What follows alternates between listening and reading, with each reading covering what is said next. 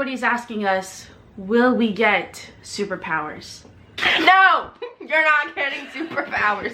This is why we don't have a gavel consumer iced coffee before filming. Like, what is going on here? I'm trying anyway. Darling, you send me. Darling, you send me. I know you send me. Darling, you send me. Hey guys, it's Jasmine and we're back with another video. Yes, so for this week's video, we'll be talking about the Great Conjunction. Yes. It's what everyone's talking about on the internet right now. What happened? What is this all this talk about? I know our video is kind of late to explain this, but you know, it's never a bad time. It's never, you know, too late to talk about something, and we just want to give you guys the resource, the information, so you guys will understand what these two planets coming together, close together, actually means, and what it actually is going to look like for our society.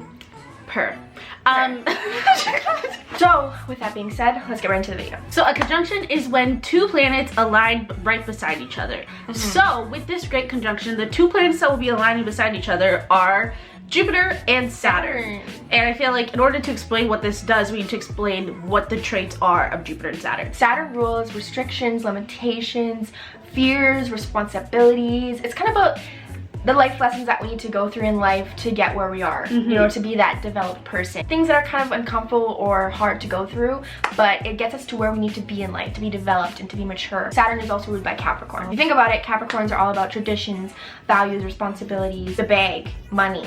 So yeah, Capricorn and Saturn, they go hand in hand because it is ruled by Capricorn. Meanwhile, Jupiter is a bit of a lighter energy. Jupiter is ruled by the sign of the Sagittarius. Anything about Sagittarius? Sagittarius are very uppity puppity. They're very uppity buppity. They're kind of like, we like to say they're kind of the crackhead of the zodiac sign. So Jupiter rules expansion. It's all about expanding what it is that we know right now. So expanding knowledge. Exactly, expanding knowledge, going for higher philosophies, things like that, adventuring, long distance travel, stuff like that is what Jupiter does. It's all about good fortune, those sort of things. Exactly. So in aspect to the Saturn is giving those it's taking the limitations of that to provide the good fortune in that aspect. So they really go hand in hand. Where Jupiter expands, Saturn constricts. So in that aspect, it's very difficult to talk about Saturn without taking Jupiter into account. It's very hard to talk about Jupiter without taking Saturn into account. Saturn and Jupiter go into conjunction every 20 years. So what sets this conjunction apart from past ones is,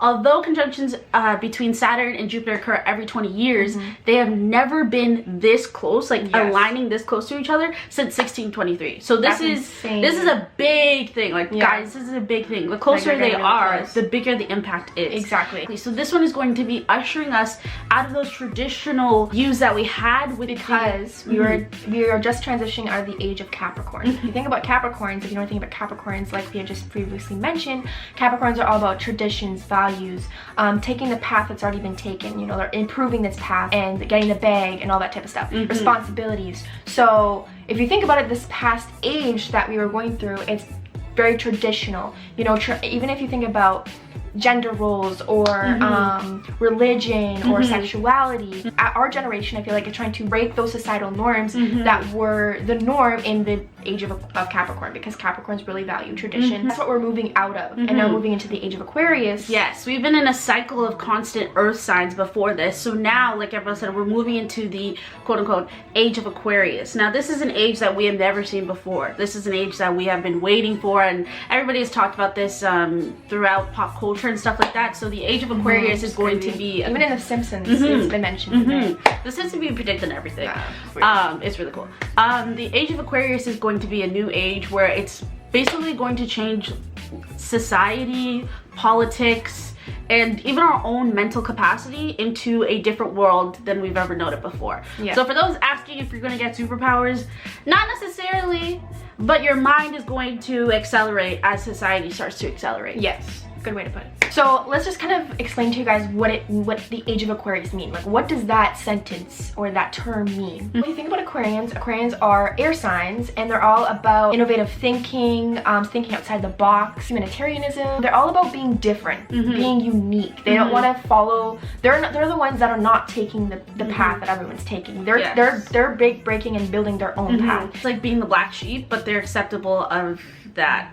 Yeah, they're proud of they're being proud the black of sheep. being the Yeah. black sheep. They like being the black Not sheep. following the herd, going your own way, as Gabriella said before. And you can kind of see that in our generation between us and our parents and how we move. Because if you look at a lot of our parents and their birth charts, you'll see a lot of Capricorn in their generational the planets. generational planets. All of our parents, if you look at the birth chart, their generational ones are going to be Capricorn because they're in the age of Capricorn. And now we're transitioning out of those. So if you look at our birth charts or people in our generation, it's Aquarius because now we are moving into the age of Aquarius. Welcome to the new age. Exactly. So what that means for society. So in terms of how society was before, like Gabrielle said, with the Capricorn traditional type energy, it's all about the classic path that everybody goes to. Go to school, get a degree, get an education, get a good job, and then you gain success from that. With Aquarians, it's about going your own way, going through a different path. So we're gonna start seeing people gain success from new ways that aren't by the book. As you can see, even in society and how it was before,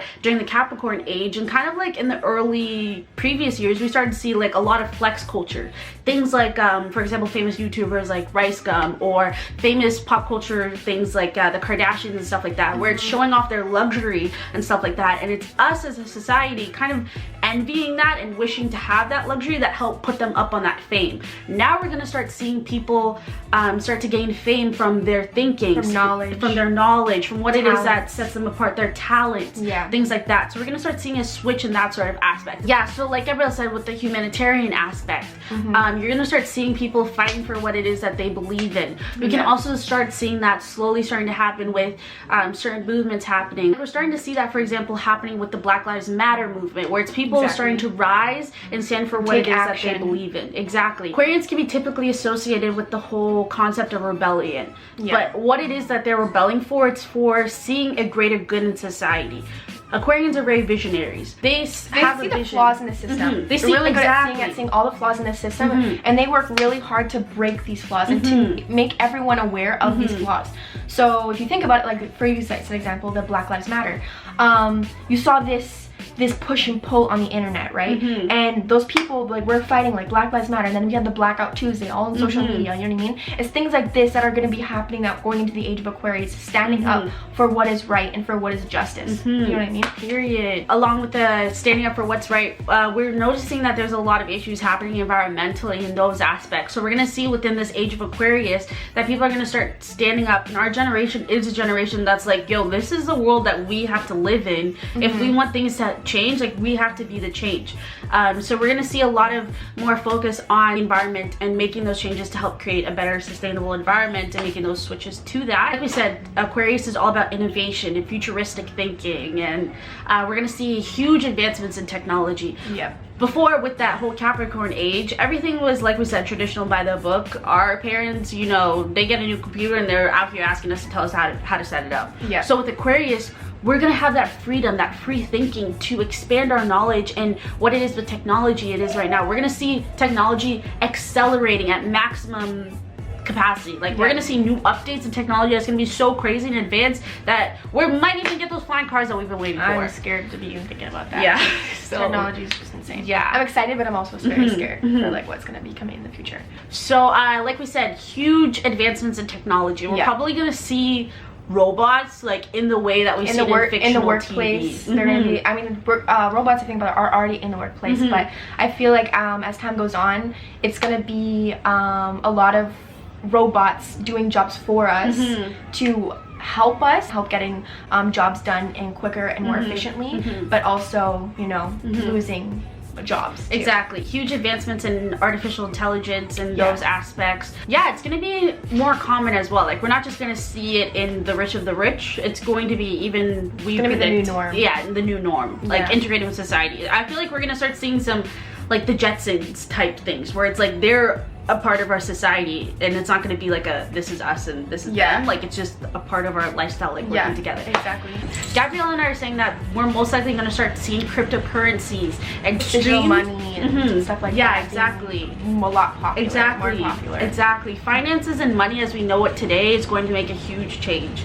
Everything's going to start to become more digital. So if you're not onto online or digital things, you'd start moving your businesses onto there, because that's where the future is. So also with the age of Aquarius, we believe that astrology and spirituality are going to become mainstream in the age of Aquarius. It's going to become the new thing. I feel like within the last few years, it already has been coming on the uprise. Like it's more, people are more diving into it and being really curious with what astrology means, because people are starting to understand that it's not just your sun sign. People are like, wait, what? And I feel like a lot of people right now are still confused as to how astrology works, right? With this age of Aquarius, this innovative thinking and using different tools and resources, not just textbooks, you know, we're going to be diving into what this tool holds for us and how we can use this tool to our advantage as a society. Maybe even seeing dating apps using astrology and birth charts to attract an audience and, you know, get dating. I feel like we're just going to be seeing astrology start to become a more respectable science in society. And not just looked at as like, oh, that's just a pseudoscience. Yeah, you know, exactly. Something that's looked upon with more respect. Even people starting to hire astrologers to help them with certain aspects and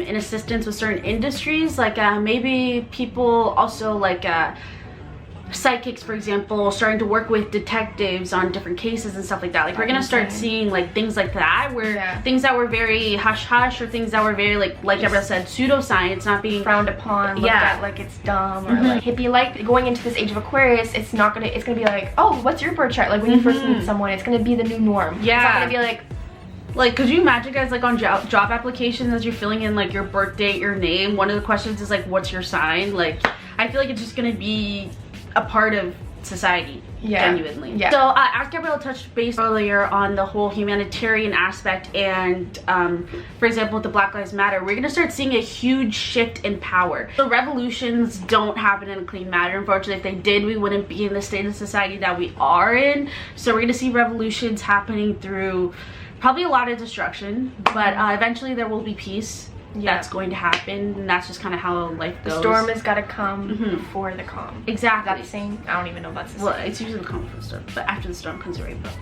There you go. Yeah, I'm illiterate. Yeah. So. No, you're not. No, you're not. You just think outside the box. Let's go for it. Yeah, I'm really getting my Aquarius energy in here, you know. Like we said, with the whole thing of people having more open mind, we're probably going to see a rise in false prophets.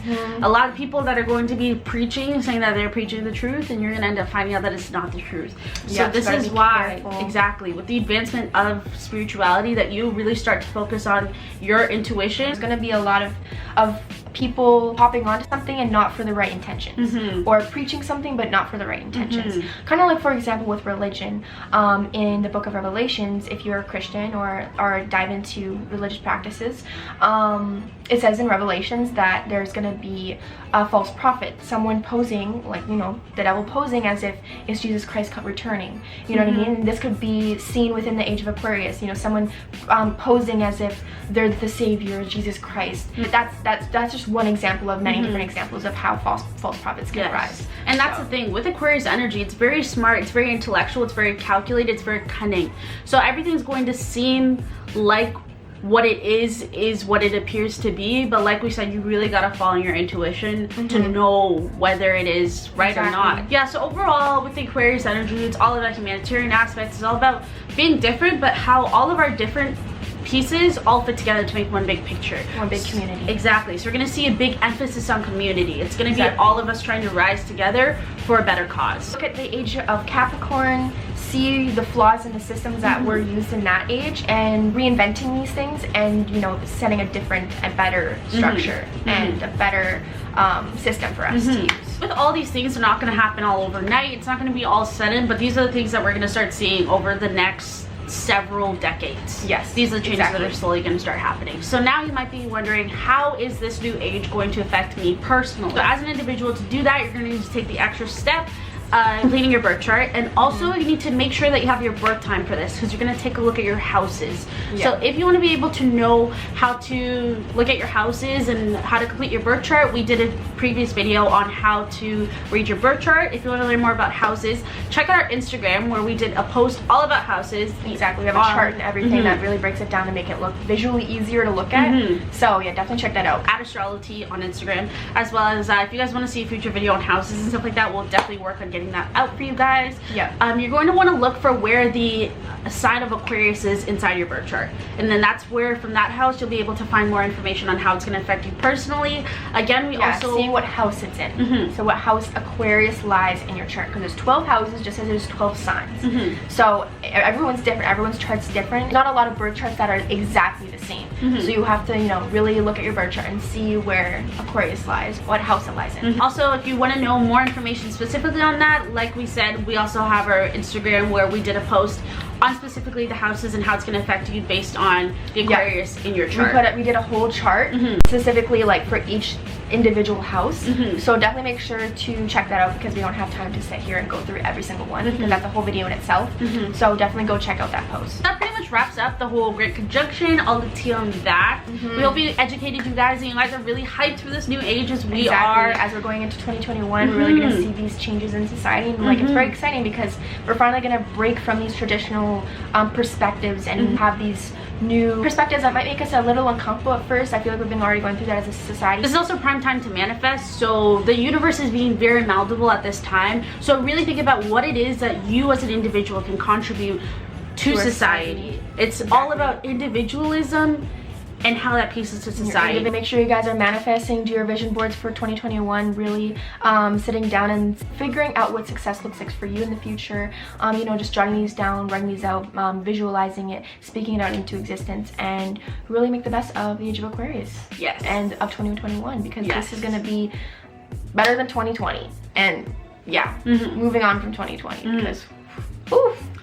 Good job. What a year. Make sure you guys go follow our astrology.t Instagram, where we post a bunch of astrology and spiritual content. If you guys liked it and you like this information, make sure you give it a thumbs up. If you guys are excited for the age of Aquarius and this great conjunction, make sure you comment that down below and talk to us about that. You know, let's have a conversation. Maybe we can answer some questions you guys had, because this is a lot of information. This is a time that has never been seen before. Also, make sure that you're subscribed, because we have lots of more astrology content like this coming, lots of spirituality content, and we just want to talk more about this kind of stuff. So if you guys liked it, make sure you subscribe and hit the bell so you don't miss content like this. Another video with us. Like, what are you doing? You want to miss another Gavin Snow video? No, exactly. And with that being said, we'll see you guys in our next video. Bye guys. Darling, you